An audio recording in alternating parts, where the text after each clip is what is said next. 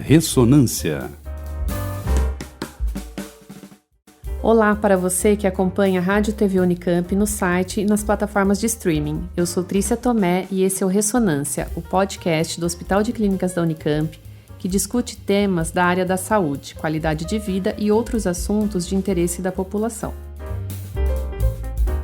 Nessa edição do Ressonância, vamos falar sobre um tema que talvez nem todos conheçam ou já ouviram falar, a oncogenética.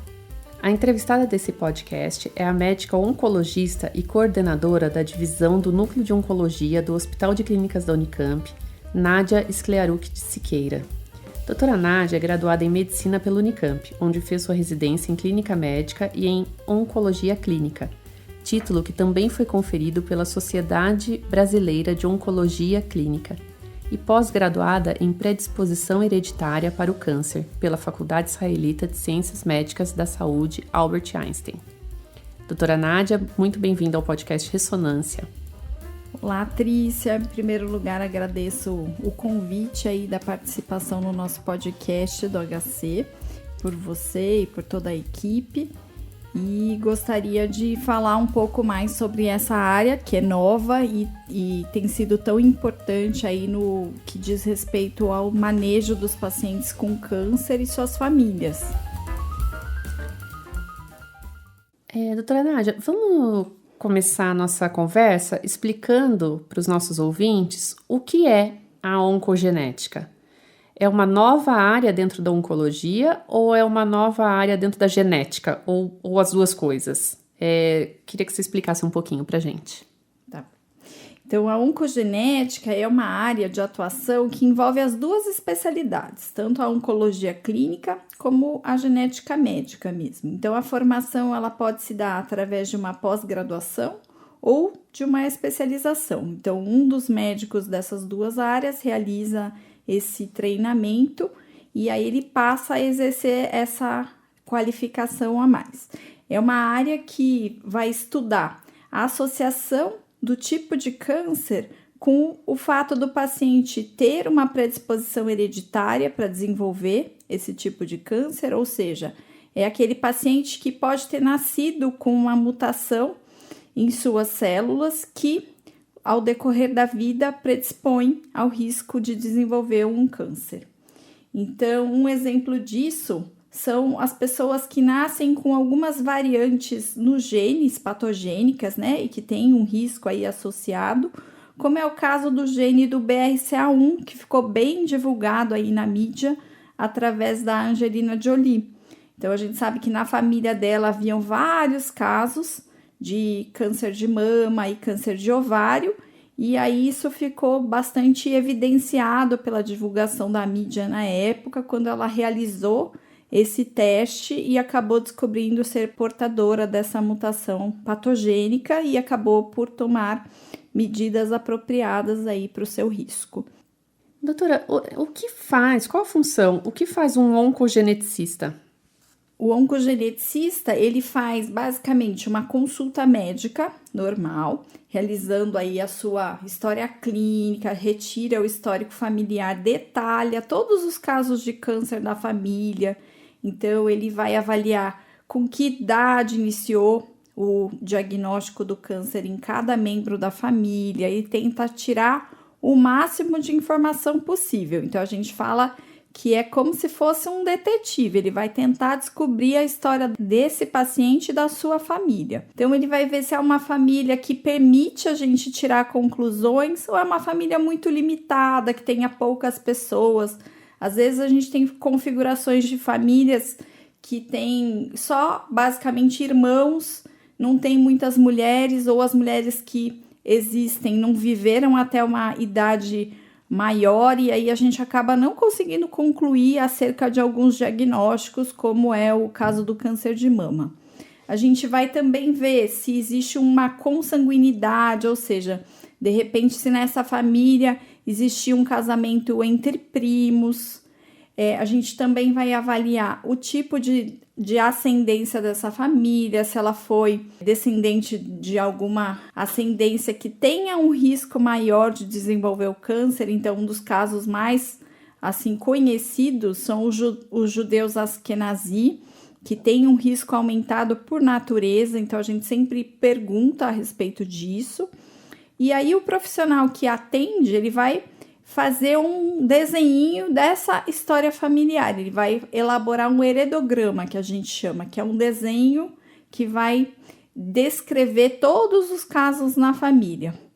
Mediante isso, ele vai estabelecer um risco de existir uma mutação nessa família que possa predispor ao risco de desenvolver um câncer ao longo da vida dessas pessoas, dessa família. E quando há, então, um indício maior de que possa haver um risco aumentado, o profissional ele vai orientar todos os membros da família que tiverem aí o interesse para avaliar a necessidade de solicitar um painel de sequenciamento, que é um exame que a gente pede para avaliar se há alguma mutação patogênica nesses genes que são relacionados ao risco do câncer. E aí, mediante isso, ele vai solicitar ou não esse teste e depois vai se dar prosseguimento para as próximas condutas aí que tiverem. Doutora Nádia, a predisposição genética hereditária, ela tem forte relação com o desenvolvimento do câncer? Sim. A predisposição hereditária, ela diz respeito justamente a isso. Então, a pessoa nasce com um gene alterado em todas as suas células, que a gente chama que é uma mutação geminativa, a gente encontra em todas as células. E aí, essa variante patogênica que a pessoa nasce pode predispor ao risco de desenvolvimento de vários tipos de câncer. Então, o caso da mídia que ficou assim mais conhecido da atriz Angelina Jolie, que saiu na época, tudo, dizia respeito a uma mutação patogênica que ela descobriu no gene relacionado ao câncer de mama, que é o BRCA1. Nesse caso, quando a pessoa nasce com ele, ela tem um risco de 70% a 80% de desenvolver um câncer de mama ao longo da vida até os 70 anos de idade.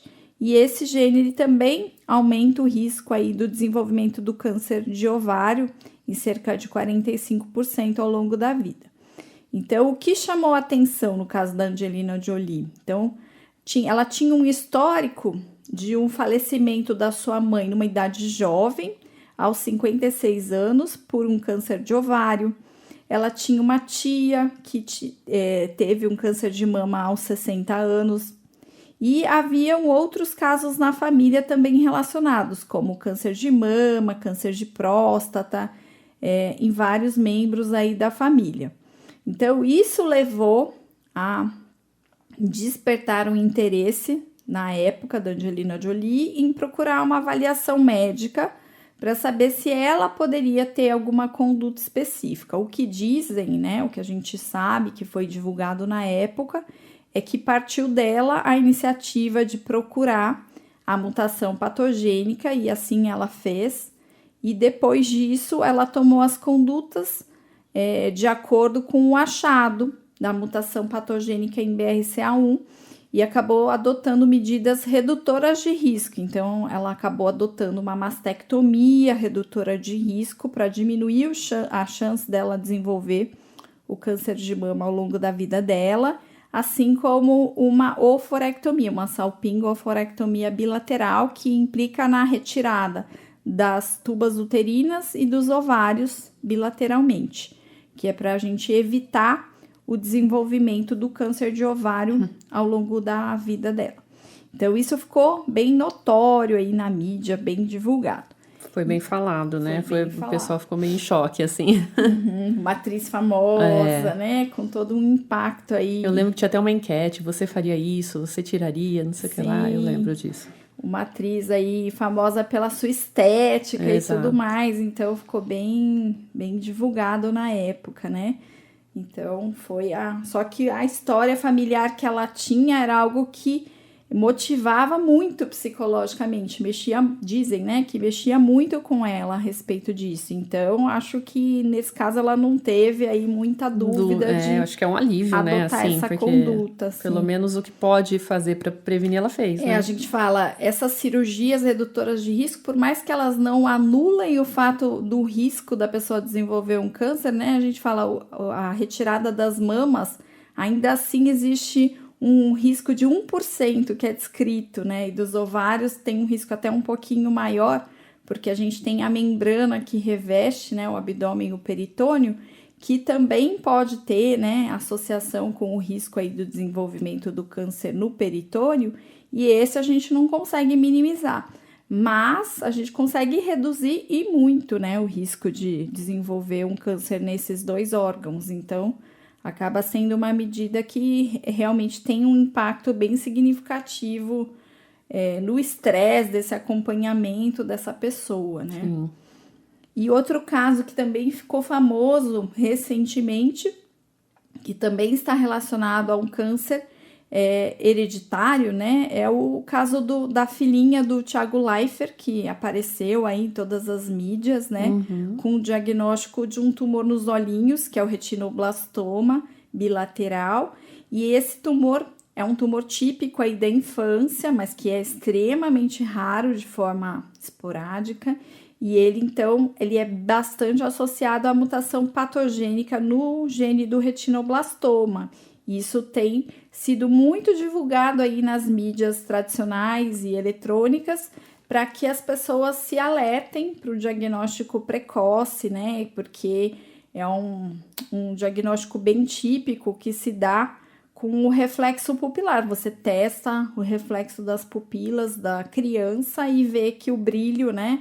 Que não existe esse brilho tradicional que a gente vê. Então, ele fica branquinho, né, no lugar da numa pupila. foto, né? Eu vi um vídeo dele, ele tá fazendo uma campanha sobre isso, inclusive, né, tá nos bastante shoppings, divulgado, né, e tudo mais. Então, eu acho que é importante essas atitudes aí, porque quebra um pouco esse paradigma, né, da doença hereditária e tudo mais, na mídia tradicional e eletrônica, para as pessoas terem conhecimento que existem os testes que a gente pode fazer e tentar cada vez mais fazer esses diagnósticos mais precoces, né, para a gente atingir níveis mais satisfatórios aí de cura e tudo mais.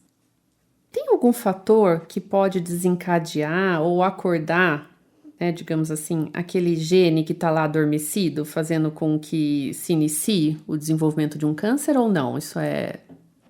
Sim, na verdade, assim, existe uma grande teoria que a gente fala, né, que é a teoria de 2 hits, que a gente fala 2 golpes, né? Então, assim, normalmente, quando a gente nasce com uma mutação, que a gente herdou essa mutação dos nossos pais, né, de um dos pais, a gente nasce com um dos bracinhos, né, do cromossomo alterado. Então, aquele gene está alterado em um dos lados.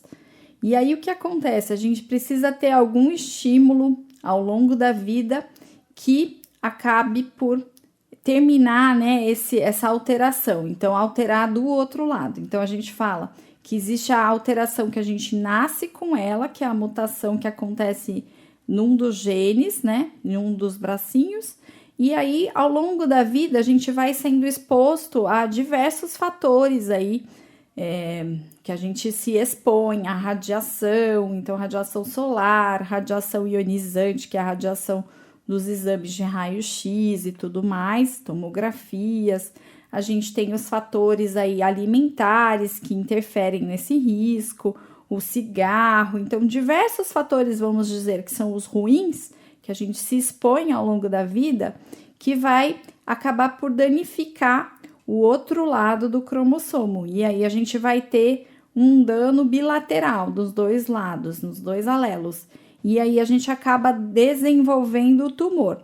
Então a gente tem um primeiro hit que acontece no nascimento, que a gente herda aquela mutação patogênica. E no próprio tumor, que é onde se iniciou a doença, a gente tem que ter mais uma mutação, que é do ladinho que ainda não estava alterado.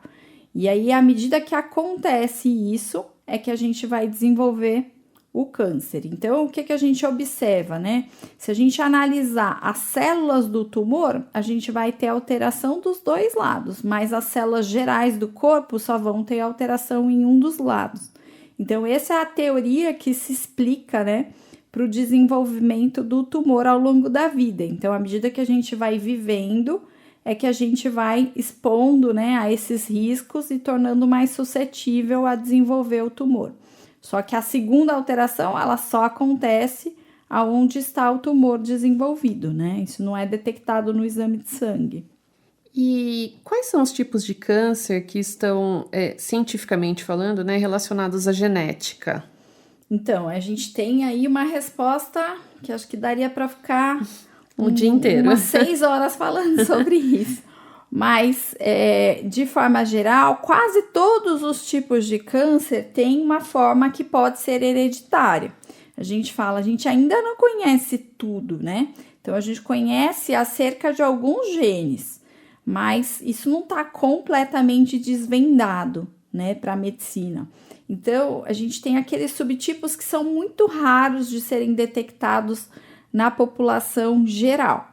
Então, por exemplo, o carcinoma adrenocortical da infância, que é relacionado à síndrome de Li-Fraumeni, que é a alteração patogênica do gene do TP53, ele é muito raro de forma esporádica. Então, quando a gente detecta um subtipo que é tão raro de forma esporádica, isso deve chamar a atenção para o risco de ser algo hereditário, assim como o retinoblastoma, que a gente comentou.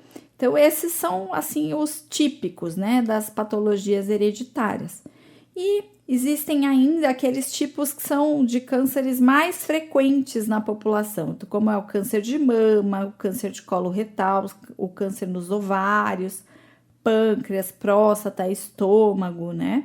Então, esses são casos aí comuns, relativamente comuns ao longo da vida de todas as pessoas, mas cerca de 5 a 10% podem estar relacionados à predisposição hereditária para o câncer. E eu sempre falo que a genética é uma ciência bem nova e esses testes, né, para a gente avaliar o sequenciamento gênico dos tumores aí de forma germinativa, que são esses que a gente nasce com eles, a gente também conhece ainda uma parte disso, a gente não conhece tudo.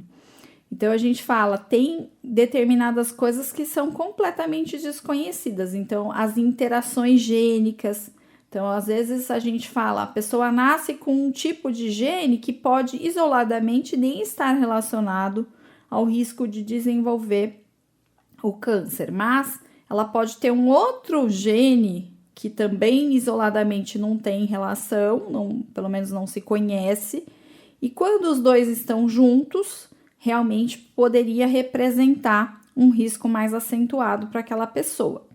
Mas isso a gente ainda não conhece, a gente não tem testes para avaliar essas interações.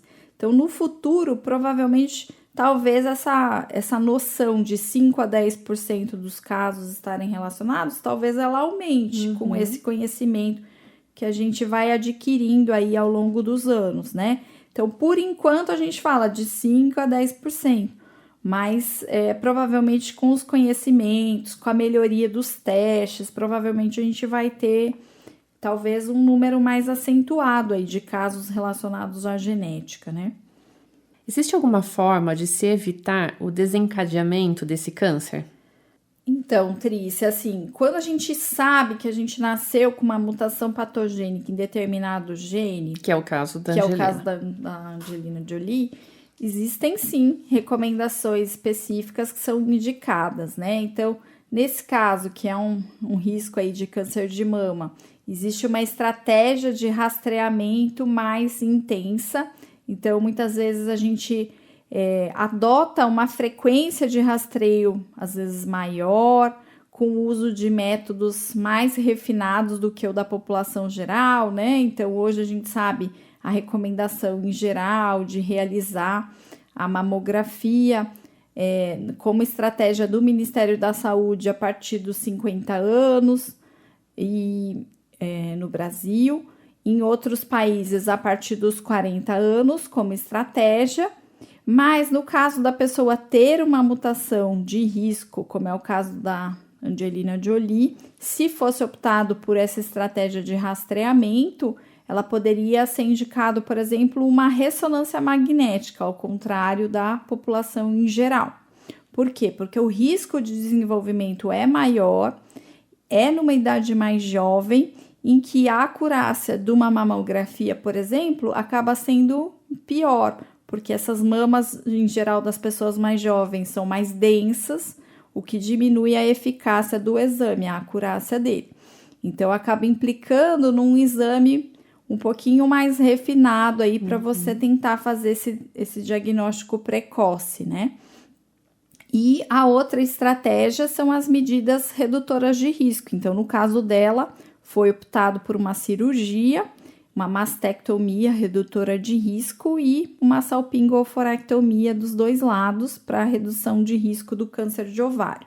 Então, assim como nesse caso, que é um gene que predispõe principalmente ao risco do câncer de ovário e mama, foi adotada essa estratégia. A gente tem outras síndromes, então, a gente tem algumas síndromes poliposas, né, familiares, intestinais. Então, a pessoa nasce com múltiplos pólipos, geralmente também é decorrente de uma polipose adenomatosa familiar, então também, em geral, uma mutação herdada. A gente tem muitos pólipos, chega a ter mais de 1.000 pólipos no indivíduo. Então, nesse caso, como o risco de desenvolver o câncer de intestino acaba sendo muito grande ao longo da sua vida, em idades muito precoces, é indicado até uma cirurgia, uma proctocolectomia total em alguns casos. Então, você tem que retirar o intestino inteiro do paciente porque o risco dele desenvolver o câncer é muito grande. Então, alguns casos também de um tipo de câncer de estômago bastante raro, que é o carcinoma gástrico difuso hereditário, também existe uma estratégia de se retirar o estômago. Infelizmente, o rastreamento com endoscopia, ele se mostra um pouco ineficaz para você fazer o diagnóstico precoce, porque ele é um tipo mais difuso, então é difícil de fazer esse diagnóstico. Então, às vezes, a gente tem que lançar mão até de cirurgias radicais para tentar reduzir esse risco, né? Isso hoje em dia, talvez mais futuramente a gente possa manipular esses genes de forma a evitar, né? Mas ainda hoje não isso, temos né? isso, E da mesma forma que tem genes que causam a predisposição e o desenvolvimento do câncer, provavelmente tem genes que agem ao contrário. O gene protetor ou o gene reparador do DNA. Existe isso mesmo? Como que funciona? Então, Trícia, isso ainda é uma coisa um pouco desconhecida, a gente não conhece tanto, mas existem algumas pesquisas que mostram que alguns genes, quando associados, eles podem diminuir realmente a suscetibilidade da pessoa a desenvolver um determinado tipo de câncer. Então, foi descrito um gene que é relacionado ao risco do melanoma, por exemplo, que diminui a chance dessa pessoa ter um dano no DNA relacionado a queimaduras relacionadas à exposição solar, por exemplo. E nesse caso, houve também uma diminuição de risco para o desenvolvimento do melanoma. Então, existe, mas ainda é uma pesquisa um pouquinho mais incipiente. A gente ainda não tem muito conhecimento acerca disso. E hoje em dia, é possível, a partir da saliva, né, por exemplo, fazer um mapeamento genético, né, para identificar possíveis doenças futuras, acho que não só o câncer. Isso é recomendado, doutora? Então, provavelmente, Trícia, você está me falando a respeito do mapeamento genético que a gente vê aí saindo nas mídias eletrônicas, né? Oferecendo painéis em sites aí para aquisição direta do consumidor. Então, você vai lá, olha lá o que eles estão recomendando de painéis. Sem uma requisição médica, a gente vai lá e faz, né? Paga o teste e faz. Eu acho isso super questionável, porque é um teste que muitas vezes é feito sem uma avaliação médica, que não tem ainda uma avaliação do possível benefício disso, ainda mais para determinadas doenças aí que o teste promete, né? Além das curiosidades que esses testes podem oferecer sobre ancestralidade, né? Se a pessoa tem um risco de gostar mais de uma coisa ou de outra, que é, vamos dizer, a curiosidade, né? Mas, além disso, esses testes, eles dizem, né, que fazem menção ao risco de desenvolver doenças e até mesmo o câncer. Só que a gente não tem, assim, um conhecimento do tipo de teste que é realizado. Então, quando você vai olhar a metodologia desses exames que são oferecidos, eles não detalham os critérios de qualidade. Então, quantas leituras do DNA foram realizadas, qual a profundidade dessa avaliação, quais os segmentos dos genes, a gente não tem isso quando você vai pegar esse teste. Então, qual é a segurança que esse teste pode nos oferecer? Eu acho isso, assim, bastante perigoso, né? Isso sem contar que a pessoa pode, de repente, realizar esse tipo de teste e encontrar um resultado favorável para ele, ou seja, não achar que não tem um risco aumentado para o câncer. E aí nunca mais vai no médico, né? E aí não vai fazer as medidas mínimas, vai achar, né? Que pode ter. Ele vai confiar plenamente num resultado que pode ser incorreto e tomar uma atitude que não seria recomendada. Então, de repente, pode falhar nos seus hábitos saudáveis, nas medidas protetoras que podem existir, deixar de fazer o rastreamento que é proposto de forma geral, né? Pela falsa sensação de estar protegido. Então, é um risco muito alto, né? Outro risco que eu acho, assim, perigoso, né? Na realização desse tipo de teste, é o risco de, eventualmente, essa pessoa faz o teste achando que não vai dar nada, né? E acha lá uma variante patogênica de risco. Ela vai procurar no Google, né? Vai procurar no Google.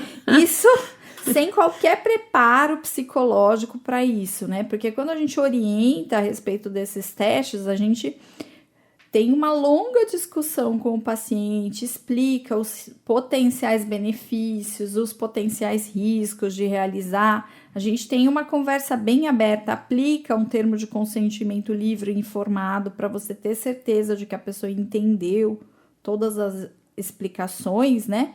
E nesse tipo de teste comercial não tem isso, não tem esse preparo. E aí a pessoa pode se deparar com um gene aí de risco, como poderia ser o BRCA, para o risco de câncer de mama, e se ela não tiver uma condição psicológica tranquila, ela pode até tomar uma atitude indevida aí, ficar desesperada, a gente não sabe, vai entrar sofrer numa um depressão, acidente, né? porque não olhou, não atravessou a rua direito, sei lá, pode ter uma complicação grande aí relacionada a isso, né? E ela vai acabar tendo que procurar, então, um aconselhamento genético formal e daí fazer um teste que é preparado para esse tipo de avaliação de forma médica, que tem aí uma aprovação científica mais correta, né, do que o teste comercial. Eu falo assim, esses testes de laboratórios tradicionais, o que a gente tem de qualidade aí? Que esses laboratórios, eles são certificados pelos órgãos de vigilância tradicionais, por, às vezes, auditorias externas, que é o que garante a validação científica, porque esses testes comerciais, a gente vai olhar as determinações que eles oferecem, a gente não acha esse tipo de informação aí, pelo menos não de forma rápida e fácil, como a gente observa nos laboratórios tradicionais. Então, eu acho bem complicado esses testes de forma comercial. Acho que se eles restringissem para as coisas curiosas do tipo ancestralidade, não teria grandes problemas, mas à medida que eles vão para um campo mais médico, eu acho bastante preocupante, né? Isso que a gente está falando só da minha área, que é o câncer. Sim, imagina mas quantas se a gente outras... pega um Alzheimer de forma hereditária, o que isso pode repercutir para essa pessoa, né? Que recebeu esse diagnóstico, né? Aí. Então, eu acho bem difícil, Trícia. E quando ou em que casos, né, o aconselhamento genético correto, digamos assim, o médico mesmo, é recomendado? Então, Trícia, sempre que a gente tiver uma suspeição alta que aquele tipo de câncer que aquela família ou aquela pessoa tem, existe um risco grande de ter uma predisposição hereditária envolvida, a gente deve recomendar o aconselhamento. Então, quando que a gente pode suspeitar, né, disso?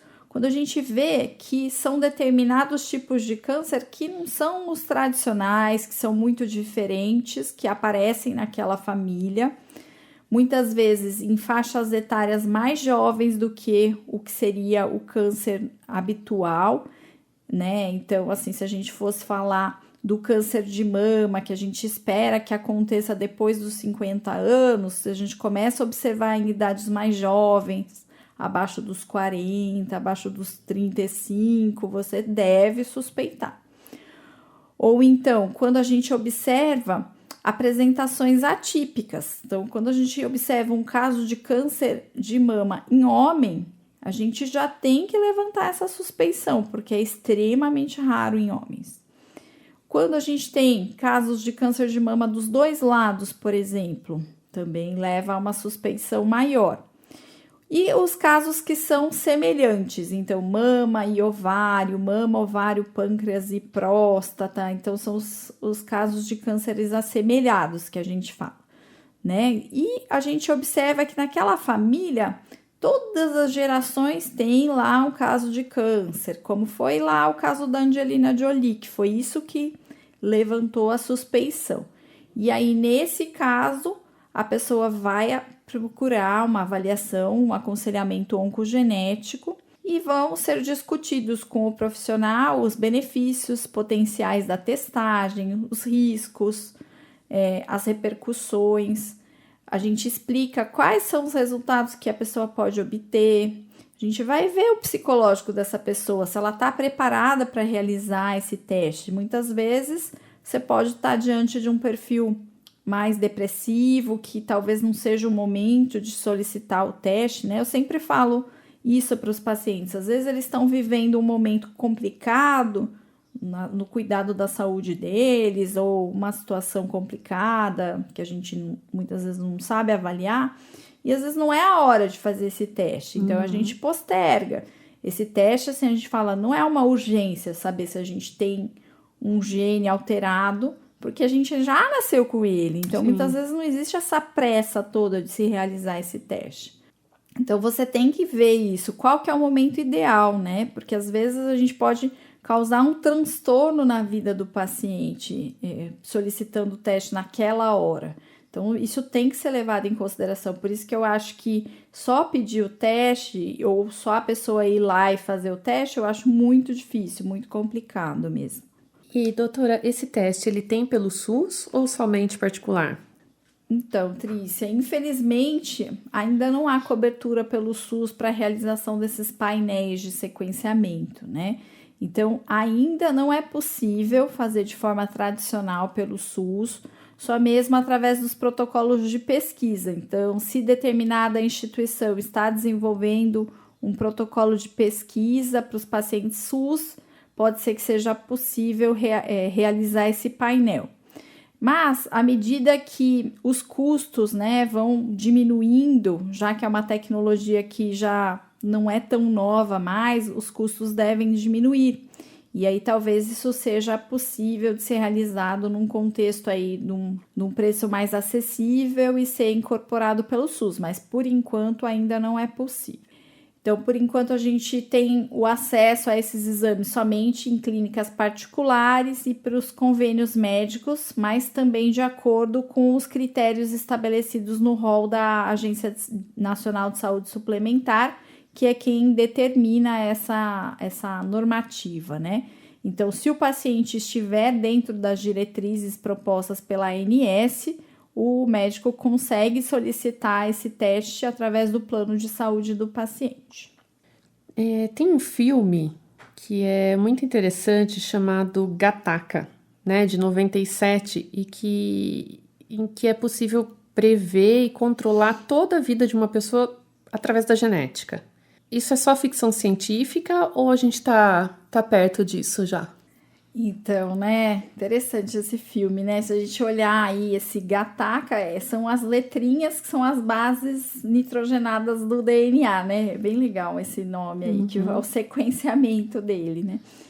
Então, Eu acho que, assim, esse filme, ele tá cada vez mais próximo da realidade, não com a intensidade que o filme mostra. Então, assim, não querendo dar spoiler, mas vamos lembrar o que é o filme, né? Então, o filme, ele conta sobre a evolução da humanidade, em que os filhos naturais, que são frutos aí da concepção tradicional, eles são considerados não bem considerados pela sociedade. Na verdade, eles são considerados inválidos, ou seja, não são muito, assim, de categoria boa. Então, é uma discriminação que ela vai além dos fatores que a gente tem hoje em dia, mas sim uma discriminação genética. Então, o que vale para esse filme são os filhos concebidos geneticamente modificados, ou seja, selecionados. Então, eles faziam uma seleção, né, dos embriões mais interessantes. Então, eles tiravam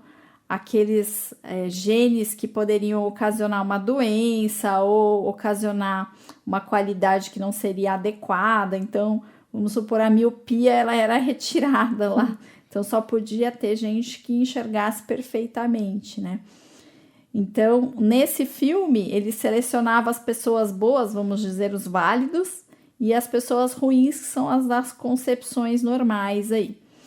E aí ele vai contando a história em cima disso, como uma pessoa que foi concebida naturalmente consegue vencer, né, a genética e vencer na vida, vamos dizer assim. E isso ele conta lá de forma tradicional. Então, assim, eu acho que esse filme ainda é bastante de ficção ainda para os dias de hoje, mas essa parte de seleção de embriões, ela já é possível, né? Então, hoje em dia, com as técnicas de fertilização in vitro, é possível, sim, você selecionar os genes que seriam não interessantes para a pessoa herdar, vamos supor. Então, às vezes, em famílias que têm a síndrome de Li-Fraumeni, que é um gene que predispõe ao risco de desenvolver o câncer ao longo da vida, em 80%, 90% dos casos, é possível selecionar, vamos supor, embriões que não têm esse gene mutado, essa modificação do gene. E aí você selecionar só os que não teriam. Então, isso é completamente possível. Lógico que não com a ficção que Sim. impõe aí um preconceito, né? Eu acho que isso é a parte ruim do filme, mas é interessante no sentido de que ele dá uma noção desse conhecimento, né, do DNA e tudo mais. Então, acaba sendo um filme bem interessante e recomendável aí para quem tiver interesse. Pessoal, assistam. Gataca. É de 1997, né? Ou seja, Pode fazer propaganda? No Amazon Prime tem. Pode, a gente não tem publi aqui. Doutora Nádia, a gente está em outubro, né? Outubro rosa, que é o mês que se fala muito de câncer de mama. Mas durante todo o ano a gente tem diversa campanha de conscientização sobre outros tipos de câncer. Eu acho que cada mês tem uma cor aí referente a câncer, né? O de pele é dezembro laranja, né? Entre o de pele e o de mama, qual desses dois tipos de cânceres estão mais relacionados à hereditariedade genética? Quando a gente fala desses riscos hereditários, o câncer de mama, ele é mais fortemente relacionado ao risco, né, de predisposição hereditária. Então, cerca de 5 a 10% estão associados.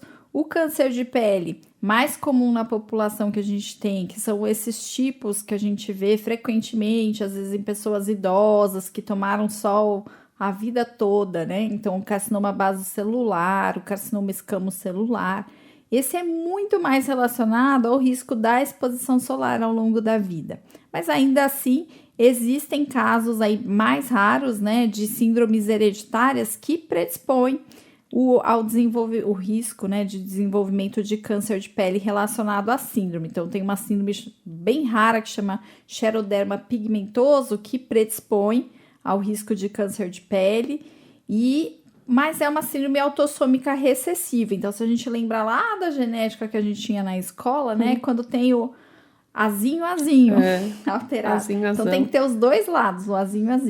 Então, esse é mais raro mesmo, né? E tem ainda aquele tipo de câncer de pele que é mais raro do que os outros, que são muito relacionados aí ao longo da vida, em áreas fotoexpostas, como o nariz, né? Que a gente toma sol a vida inteira e tem esses cânceres quando a gente está mais velhinho, que são o basocelular, os epidermoides ou escamos celulares, ainda tem aquele tipo mais raro, que é o melanoma.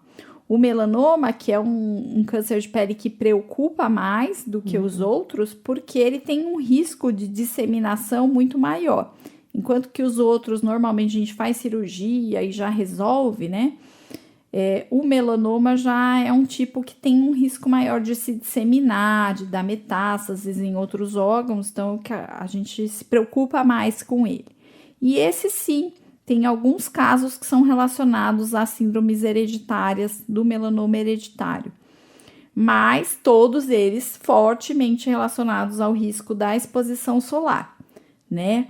Então, o que chamaria a atenção para o risco do melanoma hereditário? Quando a gente vê vários casos na família, o melanoma detectado em idades mais precoces do que o normal, né? Então, abaixo aí dos 40 anos, aí a gente começa a detectar esses melanomas, abaixo dos 30, daí a gente chama muito a atenção. Ou quando o indivíduo tem vários melanomas nele mesmo.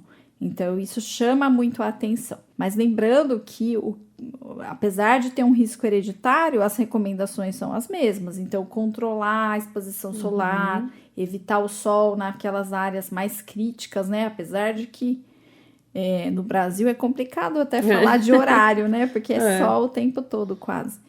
Então, evitar o sol de maneira geral, usar o protetor solar, usar os mecanismos aí de barreiras, bonés, óculos e proteção de forma geral, isso é recomendado, independente do risco hereditário ou não, né? Eu sei que não existe fórmula mágica, né? Mas que conselhos você poderia dar para os nossos ouvintes que têm na família casos de parentes que tiveram câncer, né? Quais as chances de desenvolver a mesma doença, o que eles podem observar ou o que fazer para evitar? Então, quando a gente vê casos aí de câncer na família, a gente tem que primeiro tentar estabelecer o risco de ser hereditário ou não. Então, a gente vai de novo naquelas características de acometimentos suspeitos, né? Então, tipos suspeitos em idade mais jovem do que o esperado, as apresentações que são suspeitas. E aí, se realmente tiver um risco aí de predisposição hereditária e solicitar um teste desse tipo painel e acabar descobrindo, né, que existe um gene associado, a gente deve estudar melhor essa família. Então, a gente vai fazer o que a gente chama de testagem em cascata. A gente vai atrás de outras pessoas, membros dessa família, que tiverem, claro, interesse, e vai tentar estabelecer se elas também têm as mutações patogênicas. Diante disso, a gente vai, então, propor as estratégias preventivas ou, ao menos, de detecção precoce que a gente pode instituir para aquele tipo de gene que a gente descobrir. Então, o importante despertou uma pontinha de desconfiança, né, naquela família, naquelas pessoas, ir atrás, procurar um aconselhamento com o seu médico de confiança inicialmente, que pode ser um clínico, pode ser um oncologista, se a pessoa tiver o câncer, e aí ele vai dar o direcionamento de encaminhar para o especialista em oncogenética para poder estudar melhor aquela família, né? E até se já tiver uma mutação conhecida, trazer isso de informação para o médico, porque aí ele vai saber quais são as ferramentas que ele vai adotar, se vai ter uma medida de rastreamento mais intensa que essa pessoa vai ser submetida e, lógico, tudo dependendo do tipo de gene, né, que tiver envolvido aí.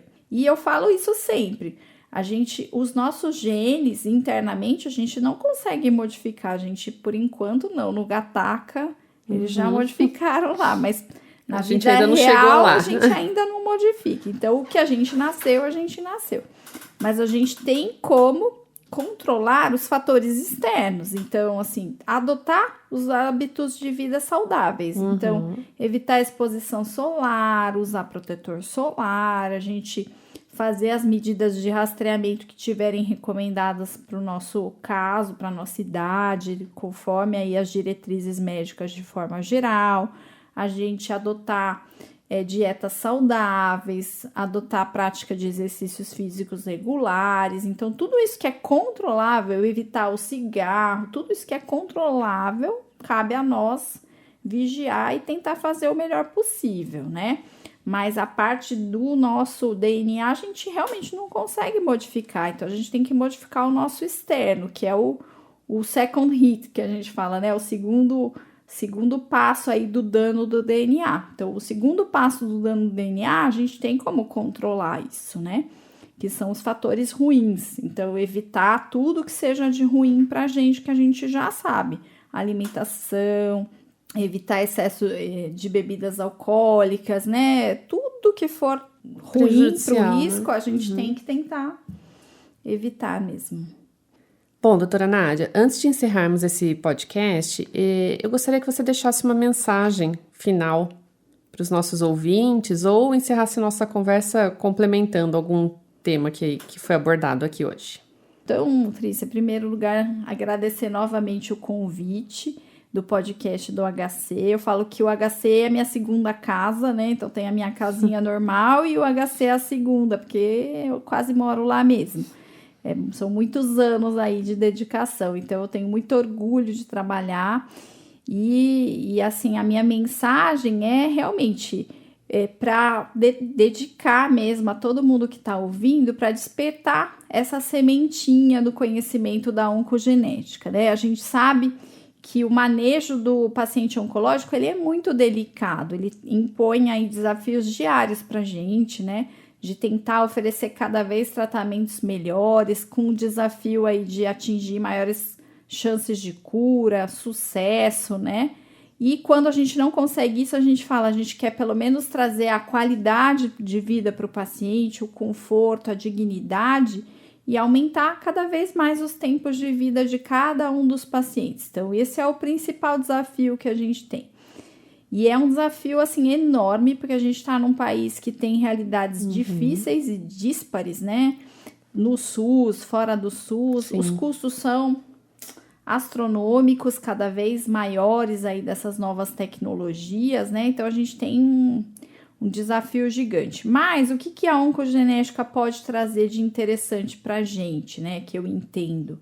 Que a gente vai descobrir esses 5 a 10% de casos relacionados ao câncer hereditário e a gente vai tentar trazer esse diagnóstico mais precoce para o paciente e para suas famílias, né?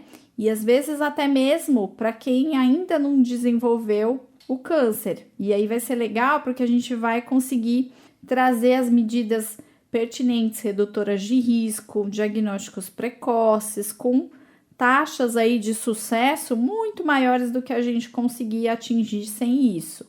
Então, ok, é para pouca gente? É 5 a 10%? Mas esses 5 a 10% eu tenho certeza que vão se beneficiar, né? Vai haver uma qualidade muito melhor no tratamento dele e isso vai impor um sucesso maior, que é o que a gente sempre quer.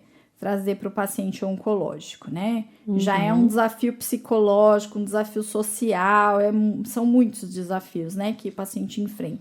Se a gente conseguir trazer isso para um cenário mais favorável, mais precoce, sem dúvida vai ser legal. Então, eu queria, em primeiro lugar, despertar essa sementinha aí para o conhecimento dessa parte que às vezes não é tão conhecida, né, de forma geral. Certeza.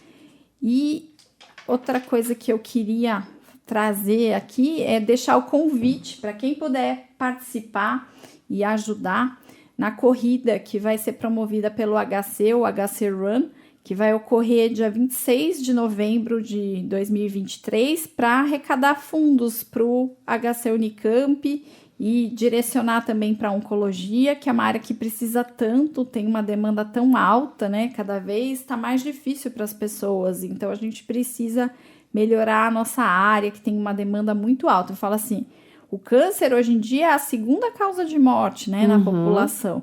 Então, com a população envelhecendo, melhorando as outras condições que a gente tem, felizmente, o câncer vai acontecer de forma mais frequente e a gente vai precisar aumentar a nossa área para atender melhor esses pacientes e atender mais pessoas, né? E quem sabe melhorar essa corrida da oncogenética também junto. O HC Run está com as inscrições abertas, né? Tem lá no nosso site do HC. Então, só para o pessoal saber, tem nas nossas redes sociais também. Perfeito. Então, vai ser uma corrida... tudo vai ser revertido pro HC e principalmente para oncologia. E já faz uma coisa boa para a prevenção do câncer também, que é a prática física. Já faz tudo junto, aí, exatamente. Bom, doutor, eu quero agradecer sua presença aqui com todas essas informações que com certeza são úteis. Depois a gente vai bater um papinho ali, porque eu já tive várias dúvidas na minha cabeça aqui, familiares. E eu espero em breve que a gente volte a conversar sobre esse assunto, sobre os avanços que a gente vai ter aí, né? Ou algum outro da área da oncologia, que seja de interesse da população. Tá ótimo. Estou aí disponível para a gente conversar sempre. E para correr também, né? E para correr, estaremos juntos.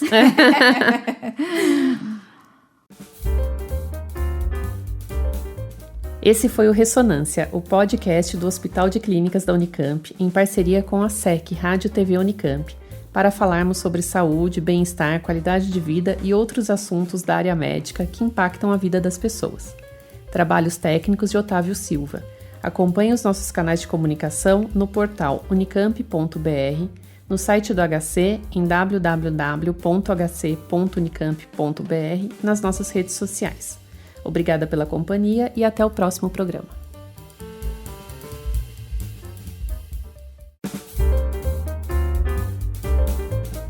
Ressonância. Saúde, bem-estar e qualidade de vida. O podcast do Hospital de Clínicas em parceria com a Secretaria Executiva de Comunicação, Rádio e TV Unicamp.